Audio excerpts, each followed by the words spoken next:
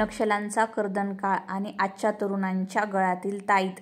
जाबाज IPS अधिकारी सोमय मुंडे यांचे कार्य. बोला तुम्ही, ऐकतो आम्ही. भूकंप न्यूज YouTube चॅनलमध्ये जाणून घेत आहोत. मी संपादक अशोक चिंचोले. नक्षल्यांचे कर्दनकाळ म्हणून ओळखले जाणारे तथा लातूरचे पोलीस अधीक्षक सोमय मुंडे सर, आपलं शिक्षण कुठं झालेलं आहे आणि केव्हा आपण या सेवेत रुजू झाले? माझं माध्यमिक शिक्षण जे आहे सैनिक स्कूल सातारा आणि देहरादूनच्या एका मिलिटरी स्कूलमध्ये झालेलं आहे. माझं graduation Indian Institute of Technology IIT Powai येथून झालेलं आहे. मी BTech आणि MTech केमिकल इंजिनिअरिंग केलेलं आहे आणि त्यानंतर लगेच मी IPSची एक्झाम दिली, UPSCची, आणि त्यामध्ये माझं सिलेक्शन झालं 2016 मध्ये. आई वडील डॉक्टर असताना तुम्ही ठरवून पोलीस सेवेमध्ये आलात की आई वडिलांच्या इच्छेखातर? नाही, इनफॅक्ट त्यांच्या इच्छेविरुद्धच थोडंसं झालेलं आहे. त्यांच्यासाठी चांगली गोष्ट किंवा त्यांच्या मनासारखी गोष्ट म्हणजे डॉक्टर बनणेच होतं. पण लहानपणापासून सैनिक स्कूल आणि मिलिटरी स्कूल आणि लहानपणापासून युनिफॉर्म घातलेला आहे. मला अजून पण आठवतं की 6वी मध्ये मी ऍडमिशन घेतलं होतं सैनिक स्कूल सातारा, आणि त्यावेळेसही माझा खाकी युनिफॉर्म होता आणि ती आवड कुठेतरी राहिली आणि त्याच आवडीपोटी मी इथे पोलीस सेवेमध्ये रुजू झाले. असं काही ठरवून तुम्ही हे केलं किंवा पोलीस सेवेत आल्यानंतर गुन्हेगाराचा कर्दनकाळ ठरायचा आहे किंवा आणखी काय? नक्कीच. आता महत्वाचं म्हणजे प्रत्येक पोस्टिंगमध्ये वेगवेगळ्या गोष्टीवर फोकस करणं गरजेचं असतं. पण जे आपल्या महाराष्ट्र पोलिसांचं ब्रीद वाक्य आहे, सदरक्षण आहे, खलनिग्रह आहे, याला कुठेतरी अधीन राहून आपण काम करणे फार महत्वाचं आहे. खलनिग्रह आहे म्हणजे जे दुर्जन आहेत त्यांचा विनाश करणे आणि सुजान लोकांचा आपल्याला प्रोटेक्शन करायचं आहे. तर हा जो पहिला पार्ट आहे, सदरक्षण आहे, हा फार महत्वाचा आहे.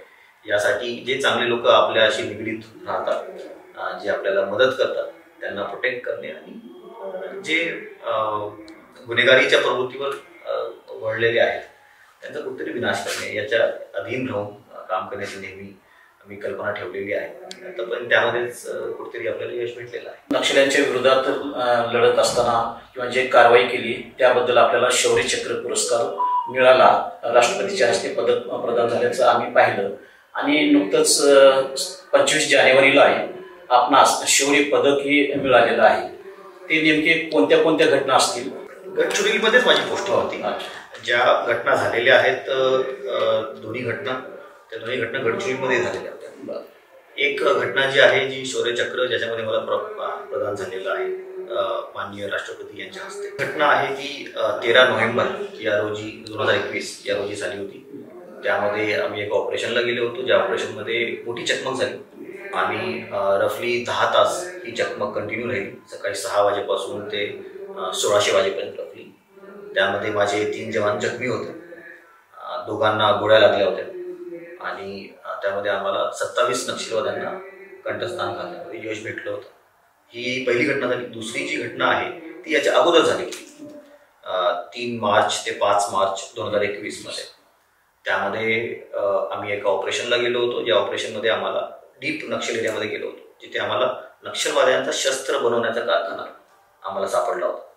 तो शस्त्र कारखाना आम्ही उद्ध्वस्त केला आणि ती पण चकमक रफली 26 तास ती चकमक झाली आणि सुखरूप आम्ही तिथून वापस आलो होतो. मोठा झटका एक त्यांच्या एरियामध्ये, नक्षलवाद्यांच्या एरियामध्ये आम्ही त्यांना दिला होता. त्या अनुषंगाने शौर्य पदक मला या 26 जानेवारीला जाहीर झाले. नक्षलवाद्यांचा तो गड समजला जायचा. बरोबर. आणि नक्षलवादी म्हटल्यानंतर आम्हाला अशी भीती वाटते की ते क्रूरता आहे त्यांच्यामध्ये. तर हे लढत असताना तुम्हाला अशी भीती नाही वाटली का? तर एवढं धाडस कसं काय आपल्याला? तिथं आम्हाला स्टेट गव्हर्नमेंटचा पण भरपूर सपोर्ट आहे. नक्षलवादी जे आहे त्यांना आपण, आणि सध्या वर्चस्व जे आहे गडचिरोलीमध्ये ते गडचिरोली पोलिसांचं आहे, आपल्या शासनाचं आहे. आणि आपले जे जवान आहेत C60चे, ते जवान एकदम बहादूर आहेत. त्यांनी भरपूर कारवाया केलेल्या आहेत. या सर्व कारवायांमध्ये ते माझ्यासोबत होते. मी तर 2च वर्ष तिथं आहे. ते अनेक वर्षापासून तिथे हेच कारवाया करत आलेले आहेत. त्यामुळे त्यांच्यासोबत ज्यावेळेस आपण असतो त्यावेळेस ही भीती नावाची गोष्ट राहत नाही. त्यांना कुठेतरी लिडरशिप प्रोव्हाइड करण्याचा एक मानस आपला असतो आणि त्यामध्ये त्यांची सोबत ज्यावेळेस असते कुठेही अशी भीती वाटली मला कधी वाटली. नक्षलवाद्यांना गोळ्या घातल्या खतम केलं, पण नक्षलवाद आहे हे कसं काय संपवता येईल? नक्षलवाद एक आयडिओलॉजी आहे. नक्षलवाद त्याच वेळेस संपवता येईल ज्यावेळेस त्या लोकांना विनिंग हर्ट्स अँड माइंड्स एक टर्म असते, तर त्यांचं मन जिंकणे हे फार महत्त्वाचं आहे. कालांतराने शासनाने भरपूर त्या एरियामध्ये फोकस केलेला आहे आणि जे माणसं आपल्यापासून दुरावलेली आहेत त्यांना आपल्यासोबत विलीन करणे आणि त्यांची मनं जिंकणे. ज्यावेळेस आपण त्यांची मनं जिंकू, आपल्या इंडियन कॉन्स्टिट्यूशनवर, आपल्या भारतीय संविधानावर विश्वास पटेल. पण तसे प्रयत्न झाले काही आणि ते प्रवाहात येतच नाही. तर याच्यामध्ये जसं आता ह्या ज्या घटना आहेत त्याच्यामध्ये आपण नेहमी ऐकत असतो की एवढ्या नक्षलवाद्यांना आपण कंठस्नान घातलं किंवा एवढ्या नक्षलवाद्यांना आपण अटक केलं. पण एक दुसरा पैलू आहे या पूर्ण नक्षलवादीचा, त्यामध्ये सरेंडर पॉलिसी याच्यावर आपण फार जास्त भर देतो. सो आपला मेन पर्पज जो आहे, आमची सक्सेस आम्ही ज्याला मानतो ती आहे सरेंडर. आम्ही माझ्या कार्यकाळामध्ये अनेक नक्षलवादी जे हार्डकोर नक्षलवादी होते त्यांना आपण शरणागती घातलेलं आहे, त्यांना आपण वापस प्रवाहामध्ये बोलवलेलं आहे, त्यांच्या प्रोटेक्शनाची जबाबदारी आपण घेतलेली आहे, त्यांना घरकुल मंजूर करून घेतलेले आहेत, त्यांनी आता फक्त घरं बांधलेली आहेत. भरपूर जणांच्या आपण अडल्ट एज्युकेशन स्कीमच्या अंतर्गत त्यांना एज्युकेशन दिलेलं आहे. अनेक जणांनी ते एज्युकेशन घेऊन आता आपले छोटे मोठे व्यवसाय, छोटे मोठे दुकानं ते टाकलेले आहेत. त्या दुकानांवर आपण विशेष लक्ष देऊन त्यांना कुठतरी आपण ग्राहक भेटावी त्यासाठी ते दुकानं आपण भरपूर वेळेस पोलीस कॉलनीमध्ये बनवलेले आहेत. त्यांना अजून मेन प्रमाणामध्ये आणण्यासाठी त्यांचे लग्न आपण जमवून दिलेले आहेत.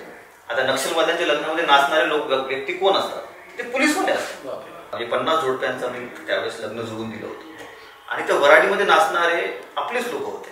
सामूहिक विवाह सोहळा आम्ही घेतला होता आणि सर्व नक्षलवादी, म्हणजे याच्या अगोदर कुठेतरी भरकटलेले हे आपले भारतीय नागरिक होते. त्यांना प्रभावामध्ये ज्यावेळेस आम्ही आणतो त्याच्यासोबत त्याची जी पूर्ण फॅमिली आहे, त्याचं जे पूर्ण गाव आहे दुरावलेलं, ते पूर्ण गाव आमच्यासोबत येतं. कारण त्यांना कुठे सहानुभूती असते की बाबा या आपला माणूस कुठेतरी आपल्यापासून दूर गेला होता, त्याला अटक करण्याच्या ऐवजी, त्याला ठार मारण्याच्या ऐवजी त्याला आता नवीन एक दिशा पोलिसांनी दिलेली आहे. तर त्याच्यामुळे हळूहळू नक्षलवाद तिथे कमी होत आहे. नक्कीच सर्वसामान्य व्यक्ती आणि नक्षलवादी असं काही ओळखता येते का? नाही, तसं आपल्याला चेहऱ्यावरून नाही ओळखता येत. पण नक्षलवादी जे असतात ते वेपन कॅरी करतात आणि त्यांचा युनिफॉर्म असतो, पॉलिब्रिम त्याचा युनिफॉर्म असतो, ते युनिफॉर्म ते घालत असतात. तर जंगलामध्ये आपण नक्षलवादीला इझिली ओळखू शकतो. गडचिरोली सारख्या भागामध्ये काम करून इथं आलं, लातूरमध्ये आल्यानंतर सुमारे 1 वर्ष होऊन गेलं आपल्याला. तर त्या नक्षल भागात काम करणं आणि या लातूर सारख्या भागात काम करणं, या पोलिसिंगमध्ये काय फरक जाणवतो? भरपूर डिफरन्स आहे पोलिसिंग. तिथे एकमेव टास्क आपल्याला आहे की इथे मल्टिपल प्रॉब्लेम्स आहेत. लातूर सिटी जी आहे ती स्टुडंट सिटी आहे, त्याला ॲडजस्ट होण्यासाठी नक्कीच थोडा टाईम लागतो आणि तो एक्सटेंट ऑफ प्रॉब्लेम जो आहे तो समजण्यामध्ये काही कालावधी मी घेतला आणि नक्कीच त्याच्यावर अनेक उपाययोजना आपण इथे राबवलेल्या आहेत आणि कुठेतरी त्याच्यावर प्रॉब्लेम सॉल्व्ह करण्याचा आपण प्रयत्न केलेला आहे. लातूर ही शिक्षणाची पंढरी म्हणून ओळखली जाते. आपण आल्यानंतर विशेषतः ट्युशन एरियामध्ये गुन्हेगारीवर आळा बसावा, छेडछाड आहे, हाणामारी आहे, यावर आळा बसावा म्हणून काही ॲक्शन घेतली होती. तरीही अधूनमधून बऱ्याचशा घटना घडतात. यात काय सुधारणा करता येईल?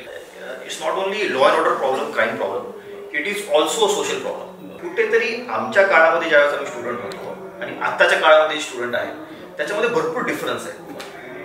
आता एखादा नॉर्मल स्टुडंट ज्यावेळेस तुम्ही बघता ट्युशन एरियामधला, ट्युशन एरियामध्ये ट्युशनवाले जे आहेत, ज्यांनी फीस भरून घेतलेली आहे आणि शिकवत आहेत, त्यांना बिलकुल फरक पडत नाही की तो क्लासच्या बाहेर काय करतो. जे हॉस्टेलवाले आहेत त्यांना फरक पडत नाही की तो हॉस्टेलच्या बाहेर काय करतो. भरपूर वेळेस जे खानावळवाले आहेत त्यांना फरक पडत नाही की तो बाहेर काय करत आहे. आई वडिलांचं भरपूर वेळेस धोरण हे असतं की आम्ही फीस भरली आहे आणि आमचं काम कुठेतरी कमी झालेलं आहे. तर जो पर्सनल अटेन्शन जे असायचं मुलांवर ते कुठेतरी कमी पडलेलं आहे आणि त्याच्या पोटी भरपूर वेळेस अनेक घटना होत आहेत. आता अनेक वेळेस आमच्याकडे आम्ही ज्यावेळेस हे तुकार जे काही मुलं असतात त्यांना आणतो पोलीस स्टेशनला, त्यांच्या आईवडिलांना बघतो आणि त्यावेळेस कळतं की आईवडिलांना असा भास होता की आपला मुलगा टॉपर स्टुडंट आहे त्यांना फॉर्ज केलेल्या मार्कशीट असतात, फॉर्ज केलेले मार्क्स असतात. तर त्यांना आतापर्यंत असा भास होता की आपला मुलगा जो आहे एकदम टॉपर आहे, आणि ज्यावेळेस आम्ही त्याची चौकशी क्लासेसमध्ये करतो त्यावेळेस कळतं की तो 1 वर्षापासून क्लासलाच गेला नाही. अशा पण काही गोष्टी तिथे घडलेल्या आहेत. त्यामुळे कुठेतरी सेन्स ऑफ एक सेन्स ऑफ रिस्पॉन्सिबिलिटी सर्वांवर यावी. फॉर एक्झाम्पल आता ट्युशन एरियामध्ये जायला त्यावेळेस अनेक क्लासेसनी टी शर्ट्स बनवलेले आहेत मुलांसाठी. अनेक क्लासेस अजून पण चालू आहेत, पण रफली 70% of the students are wearing T shirt, जे पहिल्यांदा नव्हतं. त्यामुळं स्टुडंट कोणता आणि बाहेरचा व्यक्ती कोणता हे ओळखणं फार अवघड जात होतं पहिल्यांदा. आता ते सोपं जात आहे, आणि त्याच्यामुळे वी कॅन आयडेंटिफाय की या क्लासचा मुलगा जो आहे हा थोडासा आपल्याला त्रास देतोय, तर मग त्याच्या क्लासपर्यंत पोहोचणे आणि ते मग भरपूर गोष्टी सोप्या होतात. क्लासेसचा प्रभाव वाढल्यापासून त्या एरियामध्ये किंवा लातूर शहरामध्ये छेडछाड असेल किंवा हाणामारी असेल हे प्रमाण वाढलेलं आहे. जे की शाळा महाविद्यालयात असताना आमच्याकडे टॉपर मुलं आहेत, 10वीला आहेत, 12वीला आहेत, तिथं शाळा म्हणून एक नियंत्रण असायचं आणि इथं क्लास म्हणून नाही. We are not worried about students of Shahu college. Why? Because I am taking it as an example. कारण शाहू कॉलेजच्या मुलांवर त्यांच्या स्कूलचा कम्प्लीट कंट्रोल आहे. त्यांना माहिती आहे की बाबा आमचा मुलगा कॉलेजमध्ये काय करतोय, बाहेर गेल्यानंतर काय करतोय, आणि त्यांचा डायरेक्ट संवाद पॅरेंट्स सोबत आहे, जो ट्युशन एरियामध्ये क्लासेसचा आणि पॅरेंट्सचा नाही. आणि ट्युशन एरियामध्ये कारण एवढे मुलं आहेत त्यांना आयडिया नाही की आपले जे मुलं आहेत आपल्या क्लासमध्ये शिकणारे ते एक्झॅक्टली काय करत आहेत. पण जो बाकीचे जे लोक आहेत, जे 99% ऑफ ती मुलं आहेत, त्यांच्यावर कोणाचं लक्ष नाही. त्याच्यामुळे या गोष्टी कुठेतरी होत आहेत. आमचं लातूर हे लातूर शहरातील वाहतूक कोंडीमुळे बदनाम झालेलं आहे. तर आमची ट्रॅफिक सुधारण्यासाठी काय प्रयत्न आपण केलेले आहेत आणि हे ट्रॅफिकची सुधारणा होईल का? ट्रॅफिक हा एक असा प्रश्न आहे जो ज्यामध्ये अनेक डिपार्टमेंट्स याच्यामध्ये हस्तक्षेप आहे. याच्यामध्ये सर्वांचं ज्यावेळेस आपल्याला इनपुट भेटेल, सहकार्य भेटेल, आणि नक्कीच इथं भेटलेलं आहे. पण काही गोष्टी आहेत ज्या सिव्हिक प्लॅनिंगच्या आहेत, ज्याच्यामुळे नक्कीच ट्रॅफिकचे प्रॉब्लेम सॉल्व्ह होऊ शकतात. तर फ्लायओव्हर जर का आपला पूर्ण चारी बाजूने झाला असता तर नक्कीच त्याच्याने भरपूर आपल्याला फरक पडला असता.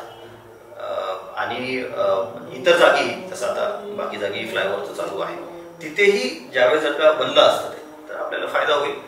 सध्या जर का तुम्ही बघाल तर 2च रोड आहेत, आंबेजोगाई रोड आणि बार्शी रोड. हे 2च रोड आहेत जे पूर्ण सिटीला कनेक्ट करतात. त्यामुळे इंटरनल रोड्स जे आहेत, आता फॉर एक्झाम्पल जर का आपल्याला जायचं आहे SP ऑफिसवरून गांधी चौकात जायचं आहे तर आपल्याला शिवाजी चौकातूनच जावं लागतं. पण अल्टरनेट मार्ग बनवू शकतो. तो कसा?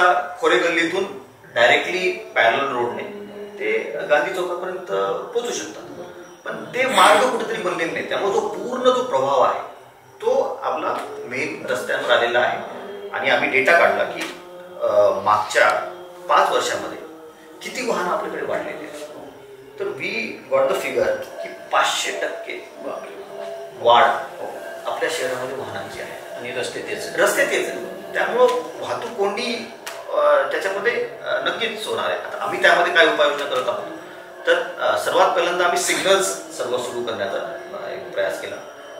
अनेक जागी आपण सिग्नल सुरू केले. काही जागी सिग्नल सुरू केल्यानंतर आम्हाला आढळलं की सिग्नल सुरू केल्यानंतर जास्त वाहतूक कोंडी होत आहे, त्यावर बंद केले. पण आता रेणापूर नाका असेल, जुना रेणापूर नाका असेल, किंवा इकडे PVR चौक असेल, दयानंद कॉलेज असेल, या सर्व जागी आपण सिग्नल्स चालू केलेले आहेत, ज्याच्याने थोडासा एकदम जो भडका आपल्या शिवाजी चौकामध्ये येतो तो कुठेतरी कमी होतो आणि स्टॅगर्ड आपली मुवमेंट होते. तर मला असं वाटतं की पुढे जाऊन जर का आपण इंटरनल रोड्स अजून डेव्हलप केले, त्याचबरोबर अजून आउटर रिंग रोड आपण जर का बनवला तर आपल्याला नक्की त्याच्यामध्ये भरपूर फायदा होईल. अनेकदा आमच्याकडे असं दिसतं की लोकांची तक्रारी असतात की सर्वसामान्याला किंवा चांगल्या नागरिकांना अडवतं, त्याची विनाकारण अडवणूक केली जाते आणि केवळ दंड वसूल करण्यासाठी त्यांच्यावर म्हणजे कारवाई केली जाते असं एक आहे. तर असं हे दंड वसुली जे आहे हे काही टाळता येईल का? का शासनानं आपल्याला हे टार्गेटच दिलेलं आहे की मार्चमध्ये केसेस झाले पाहिजे? बिलकुल नाही. इनफॅक्ट जर का तुम्ही कम्पेअर कराल की शासनाचा रेव्हेन्यू काय आणि पोलिसांकडून जमा केलेला दंड काय, ते एकदम फार क्वचित आहे. त्यामुळे आम्हाला असे काही टार्गेट्स असतात. पण नक्कीच मी टार्गेट माझ्या अधिकाऱ्यांना आणि कर्मचाऱ्यांना देत असतो की बाबा या महिन्यामध्ये आपल्याकडे 2 ॲक्सिडेंट झाले जे ड्रंक अँड ड्रायव्हिंगचे. मग तुमच्या ड्रंक अँड ड्रायव्हिंगच्या किती केसेस झाल्या, किंवा आम्हाला कळालं की बाबा एक ॲक्सिडेंट झाला ज्याच्यामध्ये ट्रिपल सीट जात होते आणि मग त्याचा ॲक्सिडेंट झाला. मग त्यावेळेस मी नक्कीच ट्रॅफिक पोलीस आहेत त्यांना जबाबदार धरणार आहे की तुम्ही ट्रिपल सीटवाल्यांवर किती केसेस केले. त्यामुळे केसेस कराव्याच लागतात आपल्याला, एन्फोर्समेंट तेवढी करावीच लागते, तरच कुठतरी डिसिप्लिन आपलं बनू शकतं, नाहीतर मग आपल्याला प्रॉब्लेम होतील. पण नक्कीच माझं हे असतं धोरण की तुम्ही दंड ज्यावेळेस तुम्ही वसूल करत आहात, तुमचं बोलणं कसं आहे, वागणं कसं आहे हे कोणत्याही परिस्थितीमध्ये वाईट नसायला पाहिजे. तुमचा पोशाख कसा आहे. मी ज्यावेळेस आलो होतो त्यावेळेस मी सर्वात पहिल्यांदा ट्रॅफिक पोलीस जे आपले कर्मचारी आहेत, जो रस्त्यावर थांबणारा जो कर्मचारी आहे त्याच्या पोशाखावर ध्यान दिलं की तुम्ही हे इन काढलेलं किंवा गुटखा खाल्लेलं किंवा घाण असलेलं टी शर्ट बिलकुल नाही घालायचं. जर का तसं घातलं तर मग तुमच्यावर दंड होणार, प्रशासकीय कारवाई होणार. मग त्याच्यावर कुठेतरी फोकस केलेला आहे. मग त्याच्याने नक्कीच कुठेतरी बिहेवियरमध्ये पण चेंज येतो. अनेकदा सिग्नलच्या अलीकड ट्रॅफिक पोलीस थांबले पाहिजेत, पण ते पलीकडच्या बाजूला थांबतात. अलीकडे यासाठी थांबायचं आहे की पोलिसांना, नागरिकांना भीती वाटली पाहिजे की नाही तर ट्रॅफिक पोलीस आहेत म्हणून पुढे जाणार नाही. पण हे काय होतं की गुन्हा घडल्यानंतर मग पुढे जाऊन ते अडवलं जातं किंवा त्यांच्यावर केसेस केले जातात. अशी याची रचना बदलण्यासाठी काही करता येईल का? हा जो मुद्दा आहे हा फार महत्त्वाचा मुद्दा आहे. त्याच्यामध्ये ज्यावेळेस आम्ही विचार केला की ॲक्च्युली ग्राउंडवर जाऊन बघितलं की असं का होतं, तर ते याच्यामुळे होतं की जो आता आपला शिवाजी चौक आहे, शिवाजी चौकाला आपल्याला 4 रस्ते दिसतात, पण तिथे येणारे ॲक्च्युली 7 रस्ते आहेत. ते 7 रस्ते वेगवेगळ्या भागातून येत आहेत. त्या 7 रस्त्यांवर 4 पोलीस अंमलदार आपण ठेवलेले असतात. तर कारण एका साईडला ज्यावेळेस कुठेतरी प्रॉब्लेम येतो तर तिकडे रश करतात, मग इकडची ट्रॅफिक कुठेतरी राहून जाते. त्यामुळे त्यांना भरपूर वेळेस असं भास होतो की त्यांनी इकडे थांबायला पाहिजे होतं, पण ते तिकडे थांबले.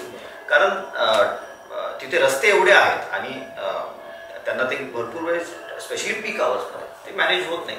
पण ज्यावेळेस अशा टाईपची सिच्युएशन येते त्यावेळेस आपण मनुष्यबळ काही भागातून दुसरीकडे आपण डायव्हर्ट करतो आणि जे लोकल पोलीस स्टेशन आहे त्यांनाही आपण सांगतो की तुम्ही मदत करा. It's not only there job, traffic जो आहे तो आपल्याला पण करावा. नाही, मिनी मार्केट सारख्या ठिकाणी आहे ना, मेडिकल महाविद्यालयाकडून टाउन हॉलच्या किंवा महापालिकेच्या बाजूने यायचं असेल तर रस्ता अगदी 8 फुटाचा आहे आणि मग ते लेफ्टनं ज्यांना जायचं आहे ते जाऊ शकत नाहीत. त्या ठिकाणची सुधारणा करता येते का? महापालिकेचं या संदर्भात योग्य सहकार्य मिळतं का? नाही, आम्हाला भेटतं. ज्यावेळेस आम्ही त्यांना घेऊन जातो त्यावेळेस नक्कीच ते आम्हाला मदत करतात. स्पेशली गंजीगोलाईमध्ये किंवा इतर जागी त्यांचेही काय भरपूर लिमिटेशन्स आहेत. आपल्याकडे क्रेन नव्हती. बेसिकली एखादी इलिगली पार्क कार आहे तर त्याच्यावर दंड ठोकण्याच्या ऐवजी काहीच आपल्याकडे सोल्युशन होतं. पण दंड ठोकल्याने तिथली ट्रॅफिक सुरळीत होणार नाही. त्या कारला काढल्यानंतरच ती ट्रॅफिक सुरळीत होईल. त्यामुळे क्रेनची आपण मागणी केली होती, त्यांनी आपल्याला प्रोव्हाइड केली क्रेन. लातूर जिल्हा हा तसा शांत आहे. जुगार आहे, मटका आहे किंवा दारूच्या केसेस आहेत, आपण करता येईल. पण अनेकदा असं आम्हालाही वाटतं की आपण 66 वगैरे अशा केसेस करतो ना, तर त्यात एकालाही शिक्षा झाली आहे. जुगार खेळत असताना शिक्षा झाली किंवा दारू विक्री करत असताना शिक्षा झाली असं वाटत नाही. तर हे वारंवार घडू नये यासाठी प्रतिबंध असं करण्यासाठी काय करता येईल? तर याच्यामध्ये आपण आता जे सुरुवात केलेली आहे, but first thing that I want to, जुगारमध्ये आपण मागच्या एका वर्षामध्ये रफली 20 कन्व्हिक्शन्स घेतलेले आहेत, ज्यामध्ये दोषसिद्धी झालेली आहे. आपला प्रयत्न प्रोहिबिशनमध्ये पण चालू आहे. आम्ही याच्यामध्ये काय केलेलं आहे की काही लोकांची आम्ही कुंडली काढलेली आहे जे वारंवार जुगार खेळवतात. त्यांच्यावर आपण प्रतिबंधक कारवाई केलेली आहे. त्यांच्यावर बॉन्ड घेतलेला आहे. त्या बॉन्ड घेतल्यानंतर ज्यावेळेस त्यांच्यावर कारवाई होते त्यावेळेस त्या बॉन्डमधली जी रक्कम आहे ती त्यांना जमा करावी लागते आणि त्यांना जेलमध्येही जावं लागतं. तर रफली 6 लाख रुपये आपण त्यामध्ये जमा पण केलेले आहेत. विविध जे हे सराईत गुन्हेगार आहेत त्यांच्यावर MPDA सारख्या कारवाया केलेल्या आहेत. 5 केसेस झाल्या तशा. येस. तर MPDA आपल्या जिल्ह्यामध्ये एकही कारवाई नव्हती. SP ऑफिसला माहीत नव्हतं की कसं करायचं, कलेक्टर ऑफिसला माहीत नव्हतं की कसं करायचं. तर आपण बाहेरून प्रोफार्मा मागवले, पूर्ण शिकवलं आपल्या लोकांना. आणि आता यावर्षी इलेक्शनच्या कालावधीमध्ये नक्कीच आपण मोठ्या प्रमाणात IPTAच्या कारवाई करणार आहोत. त्यांचा आता रेकॉर्ड आम्ही बनवलेला आहे. लातूर शहर असेल किंवा जिल्हा असेल, अल्पवयीन मुली किंवा तरुणी पळून जातात, याला कोण जबाबदार आहे? आपण याच्यावर प्रतिबंध करण्यासाठी काय करणार आहात? पहिला जो प्रश्न आहे तो फार महत्त्वाचा प्रश्न आहे. जो लहान मुलींचा आहे, अल्पवयीन मुलींचा, जो रागाच्या भरात निघून जातात किंवा प्रेम प्रकरणातून निघून जातात, हे प्रमाण जे आहे ते दिवसेंदिवस वाढत चालले. याच्यामध्ये काही दुमत नाही. याच्यामध्ये it's a major challenge for us, कारण त्यामध्ये 363चा गुन्हा दाखल होतो आणि कुठेही पळून गेल्यानंतर कोणत्या वाईट प्रवाहामध्ये ते पडू नयेत किंवा एखाद्या गोष्टीचा शिकार होऊ नये, त्यासाठी आमचे प्रयत्न नक्कीच असतात. तर यामध्ये मला वाटतं की आम्ही जे प्रबोधन कार्यक्रम घेत असतो विविध कॉलेजेसमध्ये, विविध स्कूल्समध्ये, त्याचा नक्कीच आम्हाला फायदा होतो. आमचं जे भरोसा सेलचं पथक आहे, अँटी ह्युमन ट्रॅफिकिंग युनिट आहे, जे स्पेशलाइज्ड पथक आहे, जे लहान मुलींना ट्रॅक करणे आणि त्यांना शोधून आणणे याच्यामध्ये एकदम माहीर आहे. तर एक प्रकरण जे परवाच आम्ही सॉल्व्ह केलं, जे मी आपल्याला सांगू इच्छितो की ती मुलगी रफली 1 वर्षापासून गेलेली होती. त्या मुलीनं ज्यासोबत पळून गेलेली आहे, त्या मुलानं मोबाईल स्विच ऑफ करून ठेवले होते. कोणत्याही प्रकारचा टेक्निकल क्लू आम्हाला भेटत नव्हता. पण लास्ट त्याचा जो कॉल होता तो सातारा जिल्ह्यामध्ये एका तालुक्यामधला होता.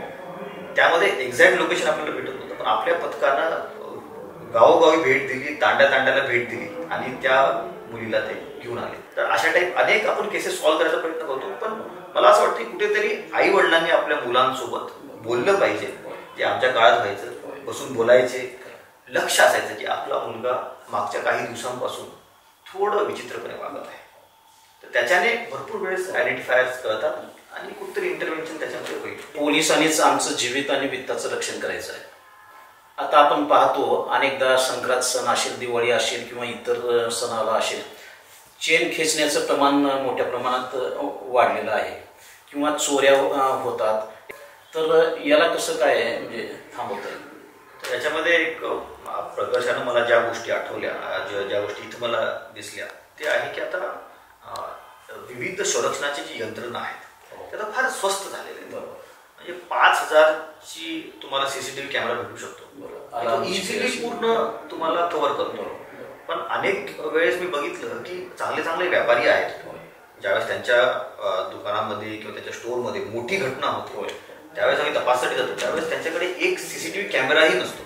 आणि ती दुर्दैवाची गोष्ट आहे. कुठेतरी मला वाटतं की सर्वांनी आपापल्या संरक्षणाची जबाबदारी थोडी घ्यायला पाहिजे. अलार्म सिस्टम असेल, CCTV असते, किंवा लोकल पोलीस स्टेशनला एवढं सांगणे की बाबा आमचे भरपूर या कॉलनीतले लोक ट्रिपला चालले, तुम्ही थोडंसं लक्ष द्या. तर नक्कीच तिथं पेट्रोलिंग आपण वाढवू शकतो आणि घटना घडण्याच्या अगोदर प्रतिबंध घालण्याचा प्रयत्न करतो. म्हणजे लोकसंख्या आणि पोलीस याचं काही प्रमाण आहे का, आणि ते प्रमाण आपल्या इथं योग्य साधलं गेलेलं आहे का, किंवा स्टाफची कमी आहे का आपल्याकडे? आता हा जो मुद्दा आहे हा फार महत्त्वाचा मुद्दा आहे. ज्या लेवलचं पोलीस वर्सेस पॉप्युलेशन जे असायला पाहिजे प्रमाण, ते तेवढं नाही आपल्या भारतामध्ये, कुठंच नाही. पण तसं बघितलं गेलं तर महाराष्ट्राची जी परिस्थिती आहे ती बाकी स्टेटपेक्षा थोडी चांगली आहे. आणि नक्कीच मागच्या काही कालावधीमध्ये मागच्या वेळेस पण भरती झाली, यावेळेस पण पुन्हा भरती त्यांनी सरकारने अनाऊन्स केलेली आहे. तर नक्की त्याच्याने आपल्याला भरपूर फायदा होईल. पण as a police unit commander मला नक्कीच चांगलं वाटेल ज्यावेळेस अजून त्याचं प्रमाण वाढेल. अनेकदा असंही होतं की पोलीसमध्ये जायला सर्वसामान्य माणूस गजत नाही किंवा भीतो, पण गुन्हेगार सहज वावरतात. पोलिसांची बोलण्याची भाषा आहे ना, गुन्हेगारासाठी तेच आणि सर्वसामान्य नागरिक किंवा सज्जनासाठी तेच अशी दिसते आहे. बरोबर आहे, ते एक महत्त्वाचा मुद्दा आहे. भरपूर प्रॉब्लेम्स जे आहेत आपल्याकडे, ज्यावेळेस एखादा नागरिक येतो पोलीस स्टेशनमध्ये, तो एकदम व्यथित असतो, एकदम त्रासून गेलेला असतो, तरच तो आलेला आहे. त्यावेळेस त्याला 2 शब्द चांगले बोलणे हे आपलं कर्तव्य आहे. आणि याच्यावर भरपूर भर आपण दिलेला आहे. कामाचा ओढ म्हणा किंवा ज्या लेवलचं डिलिंग पोलिसांचं क्रिमिनलसोबत आहे त्याच्यामुळे हा एक प्रकार इथे घडत असणार आहे असं पण होऊ शकतं. पण जनरली याच्यावर आपण भरपूर भर दिलेला आहे. आणि कोणत्याही प्रकारे कोणत्याही नागरिकाला गैरवर्तणूक ही व्हायला नाही पाहिजे, याच्यावर माझा भर असतो. माझ्याकडे अनेक नागरिक येतात, त्यावेळेस जर का मला आढळून आलं की बाबा या माणसाला नीट ट्रीटमेंट देऊ शकली असते आणि ती दिली नाही, तशी कारवाई आपण कर्मचाऱ्यांवर करतो. पण ज्यावेळेस आपण कर्मचारी आपल्या अंमलदारांची आपल्या अधिकाऱ्यांची काळजी घेतो, वेलफेअर मेजर्सवर फोकस करतो, त्यावेळेस नक्कीच त्यांचं बिहेवियर पब्लिकसाठी थोडंसं चांगलं होतं. नाही, असा व्यक्ती जी पोलीस मदत अपेक्षित आहे, पोलीस ठाण्यामध्ये आल्यानंतर त्याला जर आपण अशी व्यवस्था केली किंवा घे ये तू आणि एक ग्लास पाणी पे, बस शांत हो आणि नंतर तुझं व्यवस्थित सांग, असं काही करता येईल? नक्कीच. त्याच्यामध्ये इनफॅक्ट ते फार महत्त्वाचं आहे. स्पेशली रिसेप्शन डेस्क जे आपण पोलीस स्टेशनमध्ये बनवलेले आहे, तिथे बेसिक सुविधा असणं गरजेचं आहे. फॉर एक्झाम्पल त्याला बसायला सुविधा, एक चेअर असायला पाहिजे, टेबल असायला पाहिजे, लिहायला पेन असायला पाहिजे आणि पेपर असायला पाहिजे. या सुविधा आपण एन्शोर करत असतो पोलीस स्टेशनमध्ये. सर्वात महत्त्वाचं म्हणजे आता जे महाराष्ट्र सरकारने जे सुरू केलेलं आहे डायल 112, बरोबर, डायल 112 एक अशी सुविधा आहे ज्यामुळे तुम्हाला कोणतीही पोलीस मदत घेण्यासाठी पोलीस स्टेशनला जायची गरज नाही. तर तुम्ही डायल 112 वर कॉल करा, तुमच्या घरी पोलीस येतील. अनेक वेळेस पोलीस कंट्रोल रूम जे आहे ते त्या कंप्लेंटला कॉल करतात आणि हे विचारते की बाबा तुम्हाला तुमच्याकडे पोलीस आले होते, त्यांची वागणूक कशी होती, 1 ते 5 मध्ये रेट करा. आणि मी बघितलेलं आहे की 2022चा जो डेटा मी बघितलाय तर रफली 40% लोकांनी आपल्याला 4 ते 5 वाली रेटिंग दिली होती, म्हणजे चांगली रेटिंग. त्यांना वेगवेगळ्या प्रकारचे ट्रेनिंग दिलेले आहे, त्यांचं सक्षमीकरण केलेलं आहे, त्यांना वेगवेगळ्या अनेक गाड्या आपण उपलब्ध करून दिलेल्या आहेत जेणेकरून ते लवकर कॉल रिस्पॉन्ड करू शकतील आणि चांगल्या प्रकारे कॉल रिस्पॉन्ड करू शकतील. तर याच्यामध्ये पोलीस बिहेवियरवर, पोलीस पब्लिक इंटरॅक्शन नक्कीच फरक पडतो. भरोसा सेल सारखा प्रकार आहे आपल्याकडे, ते विभाग अत्यंत चांगले काम करतोय. पण पूर्वी घटस्फोट किंवा फारकत असं म्हटलं की एक बदनामीकारक असं वाटायचं, पण आज मोठ्या संख्येने या केसेस आहेत.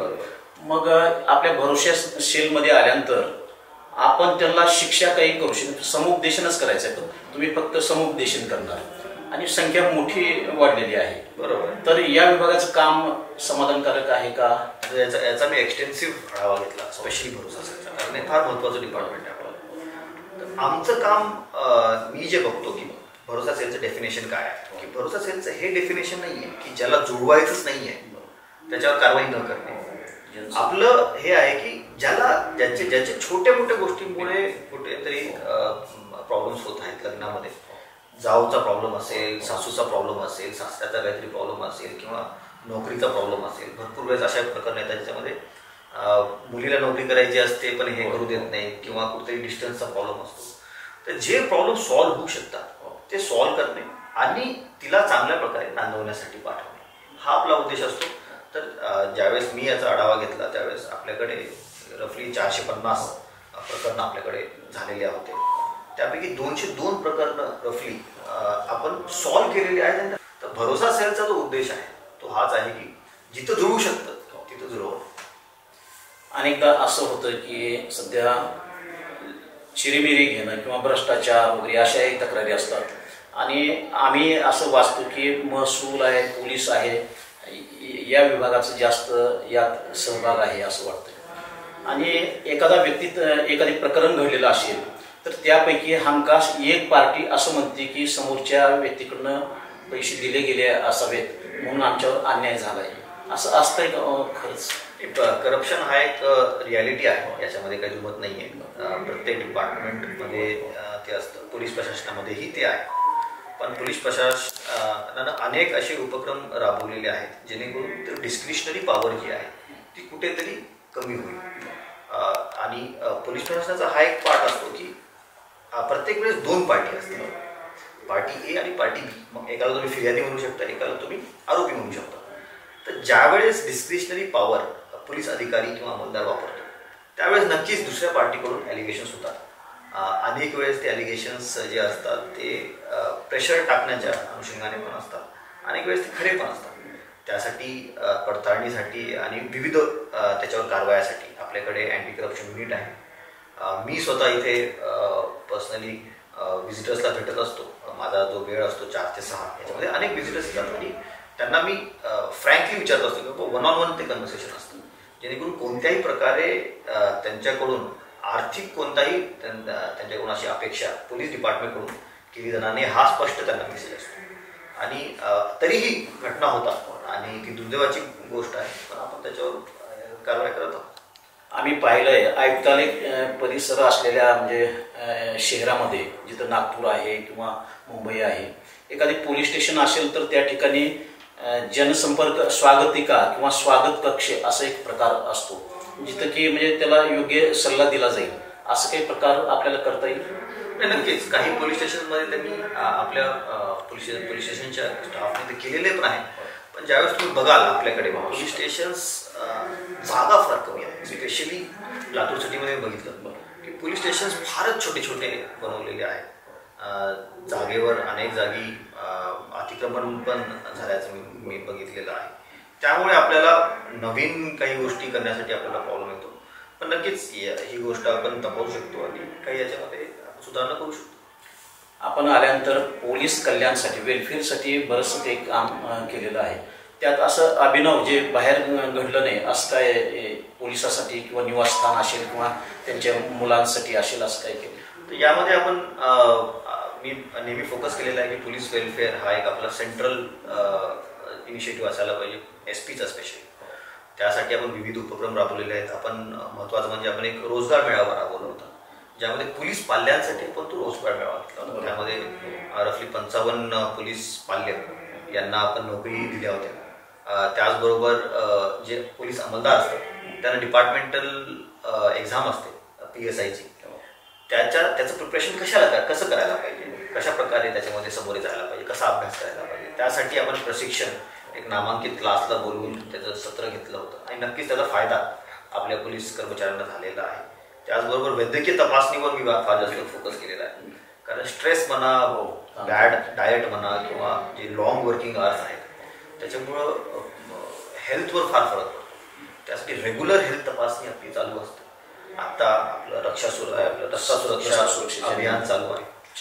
त्या वेळेस पण आपण सर्व ट्रॅफिक पोलिसांचे आपण विविध टेस्ट करत आहोत आणि IMA असेल किंवा इतर स्वयंसेवी संस्था आहेत ते आपल्याला नेहमी मदत करत राहतात आणि अनेक उपक्रम करण्यामध्ये आपल्याला ते हातभार लावतात. मला वाटतं आपण पोलीस अधीक्षक म्हणून लातूर इथं रुजू झाल्यानंतर पहिल्यांदा पोलीस कर्मचारी असतील किंवा इन्चार्ज असतील यांच्या कामाचं मूल्यमापन करून दर महिना काही प्रमाणपत्र इश्यू करतो.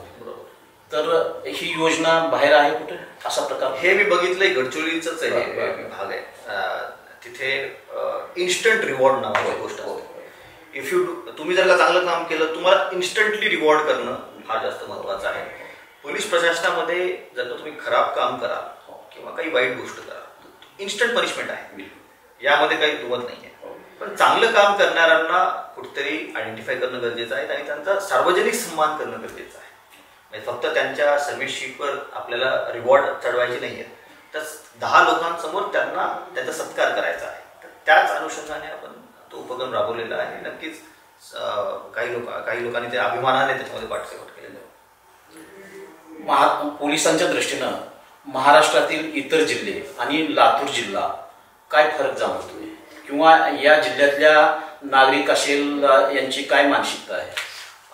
मी इथं बघितलेलं आहे. मी आता अमरावतीमध्ये पण काम केलेलं आहे. अमरावती हा हिंदू मुस्लिम दृष्टीने थोडा संवेदनशील जिल्हा आहे. इतर अनेक गोष्टी आहेत तिथे.